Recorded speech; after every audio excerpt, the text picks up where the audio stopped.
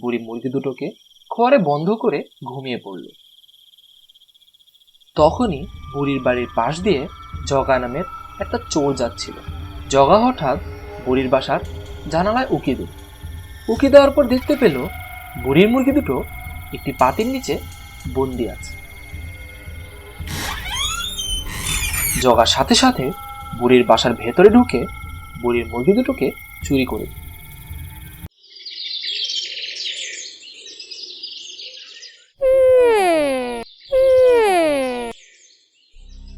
সকালে যখন বুড়ি পাতিটাকে উঠালো তখন বুড়ি দেখতে পেল তার ঘরে কোনো মুরগি নেই।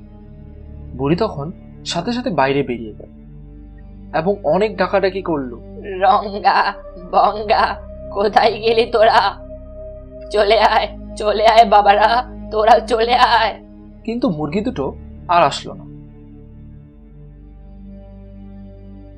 দুপুরবেলা বুড়ির বাড়ির উপর দিয়ে একটা জাদুই টুনি উড়ে যাচ্ছিল। চলে আয় বাবারা, তোরা চলে আয়। বুড়ির বাড়ির ভেতর থেকে কান্নার আওয়াজ শুনে জাদুই টুনিটি জানালার কাছে গিয়ে বসলো। আমার মুরগি দুটো কোথায় চলে গেল? কে নিয়ে গেল আমার মুরগি দুটোকে?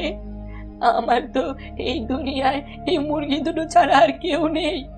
এই মুরগি দুটো যে দুটো ডিম দিত তাকেই তো আমি বেঁচে থাকতাম। এখন এই মুরগি দুটো আমার কাছে নেই। আমি এখন কিভাবে থাকবো? কি খাবো আমি? হে প্রভু, তুমি আমার মুরগি দুটোকে আমার কাছে ফিরিয়ে দাও।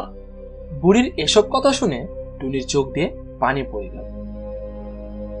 তখন জাদুই টুনি বুড়ির বাসার সামনে একটা জাদুর ডিম রেখে চলে গেল। কিছুক্ষণ পর বুড়ি দেখতে পেল তার উঠানে একটা ডিম পড়ে রয়েছে। সে তখন ডিমটা হাতে নিল। বুড়িমা, তুমি আমাকে মাটিতে পুঁতে দাও। কি? এ দেখি ডিম কথা বলে? আমি তো আমার জীবনেও দেখিনি যে কোনো ডিম কথা বলে, আবার মাটিতেও পুঁতে রাখার কথা বলছে। হ্যাঁ বুড়িমা, তুমি ঠিকই শুনেছ। আমি কোনো সাধারণ ডিম, আমি জাদুর ডিম। আমাকে জাদুই টুনি আন্টি পাঠিয়েছে। আপনি এই ডিমটা মাটিতে একবার পুঁতেই দেখুন না বুড়িমা। আচ্ছা ঠিক আছে, তুমি যখন এতই বলছো তাহলে একবার পুঁতে দেখি কি হয়। তারপর বুড়িমা সেই জাদুই ডিমটিকে মাটিতে পুঁতে দিল। পুঁতে রাখার সাথে সাথে সেখানে একটা বড় গাছ হলো এবং সাথে সাথে গাছগুলোতে ডিমও ধরতে শুরু করল। একে একে ডিম হতে হতে গাছটা ভরে গেল।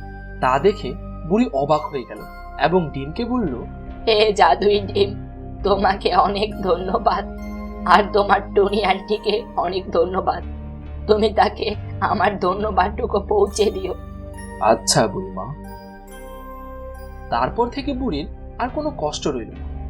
বুড়ি এখন গাছ থেকে ডিম পেড়ে বাজারেও সেই ডিম বিক্রি করে এবং এতে করে তার কিছু বাড়তি টাকাও উপার্জন হয়।